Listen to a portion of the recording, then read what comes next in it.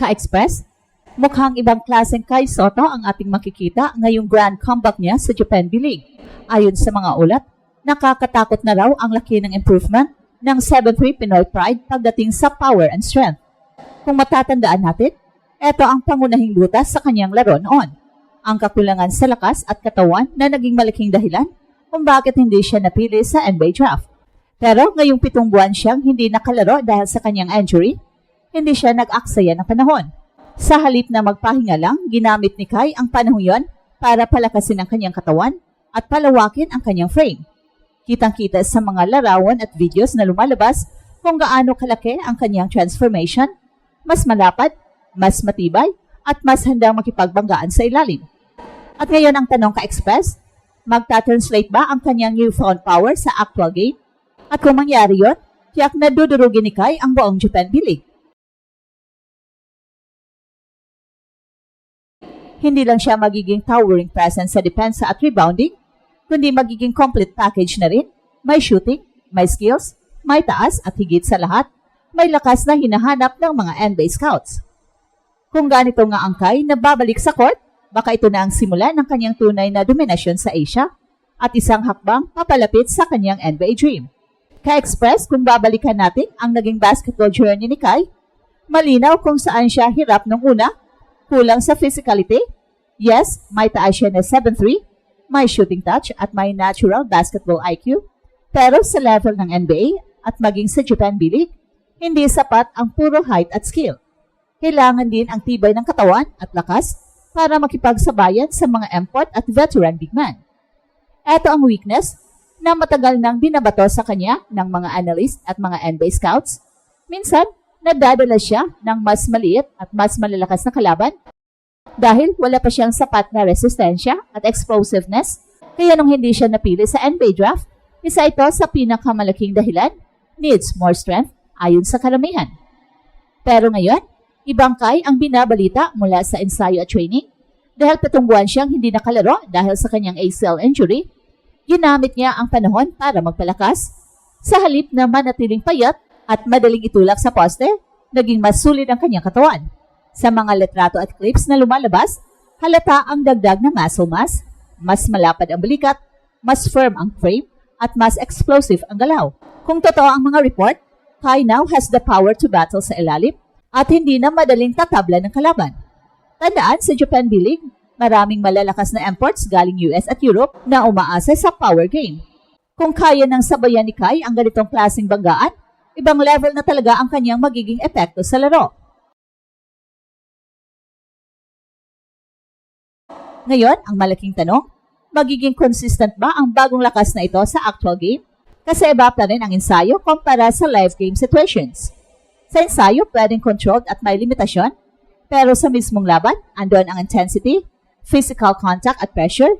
Doon makikita kung talagang kaya niyang gamitin ang kanyang improved power sa parehong opensa at depensa. At kung may pakita ito ni Kai sa opening game ng Kashigaya Alpha sa October 4, siguradong headline siya hindi lang sa Japan kundi sa buong Asia. At higit pa roon, ito ang klaseng development na gustong makita ng mga NBA scouts na kaya niyang i-address ang kanyang kahinaan at gawing panibagong lakas. Well, sa madaling salita Ka-Express, hindi na lang si Kai ang tall, skilled Pinoy center. Kung magta-translate ang kanyang improvement sa laro, magiging complete player na siya, may taas, may shooting, may skills, may IQ, at ngayon ay may lakas na. At kapag mangyayari yan, baka hindi lang Japan B-League ang dudurugin niya, kundi pati ang mga duda ng mundo sa kanyang NBA dream. So ang tanong, sa tingin niyo ba Ka-Express, makikita na agad natin ang new and improved Kai Sotto sa October 4? O baka dahan-dahan pa niyang ilalabas ang kanyang full potential? Ka-Express, malaking usapan ngayon kung paano tatama ang bagong version ni Kai sa Japan B-League. Alam naman natin na ang liga na ito ay hindi simpleng playground. Dito nakikipaglaban ang ilan sa pinakamalalakas na imports mula US at Europe. Bukod pa sa mga homegrown Japanese stars na mabibilis at disiplinado. Ang tanong, handa na ba talaga si Kai para dumanahin sila? Kung titingnan ang history ng Japan B-League, marami ng malalaking pangalan ang hindi nakaporma dahil sa intensity at bilis ng laro. Pero advantage ni Kai ngayon ang kanyang taas at shooting range. Noon, kahit may height advantage siya, nagiging liability kapag tinatamaan ng mas malalakas na centers. Ngayon, ayon sa mga report, iba na ang resistensya at balance niya. Hindi na siya madaling itulak sa poste at mas kaya na niyang bumangga sa ilalim. Dagdag pa rito, malaking bagay rin na hindi lang power ang focus ni Kai, kundi pati mobility. Nakita raw sa training videos na mas mabilis ang lateral movement niya at mas explosive ang unang hakbang. Well, sa madaling salita, hindi lang siya pang paint, kundi versatile big man na pwedeng lumabas sa perimeter, mag-set ng pick and pop, at bumalik agad sa depensa. Ito ang klase ng player na hirap bantayan kahit sa international level. Pero syempre, hindi pa tapos ang usapan. Isa sa mga pinakamalaking hamon para kay Kai ay consistency. Walang silbi ang malakas na katawan kung hindi ito tuloy-tuloy sa buong season. Alam naman natin na madalas siyang tinatamaan ng injuries, kaya malaking tanong kung kaya niyang panatilihin ang bagong lakas habang naglalaro ng back-to-back games sa Japan. Malaking factor din ang chemistry ng kanyang team, ang Koshigaya Alphas. Hindi sapat na lumakas siya ng mag-isa, kailangan ding mag-fit ang kanyang bagong role sa sistema ng kupunan. Kung magagamit siya ng tama ng coaching staff bilang rim protector, inside presence at stretch B, pwedeng maging game changer ang pagbabalik ni Kai. Ka-Express, sa totoo lang, October 4 pa lang ang umpisa, pero ramdam na ang excitement. Kasi kung talagang complete player si Kai, hindi lang Japan B-League ang target niya, eto ang magiging pinakamalakas niyang audition para sa NBA at para sa Gilas Pilipinas sa future tournaments. At ang tanong, kung magiging consistent si Kai sa bagong lakas niya, tingin niyo ba Ka-Express pwede na siyang maging pinaka-dominanting big man sa buong Japan B-League? Ka-Express, kung pagbabalikan natin, lagi nang sinasabing kulang sa power at lakas si Kai. Yan ang dahilan kung bakit hindi siya napasama sa NBA draft at kung bakit madalas siyang nauurong sa mga malaking opportunity. Pero ngayong balik ensayo na siya, matapos ang 7 buwang pahinga, ibang usapan na. Sa mga kumakalat na reports at images, makikita agad ang laki ng pagbabago ng kanyang katawan.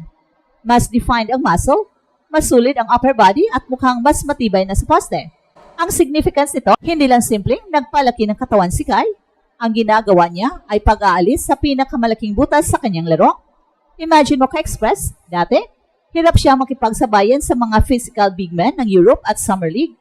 Pero ngayon, kung totoo ang sinasabi ng insiders, mas kaya na niyang tumayo laban sa mga mas mabibigat at mas agresibong kalaban. At kung madadala niya ito sa actual games, dudurugin talaga niya ang Japan B-League sa kanyang pagbabalik.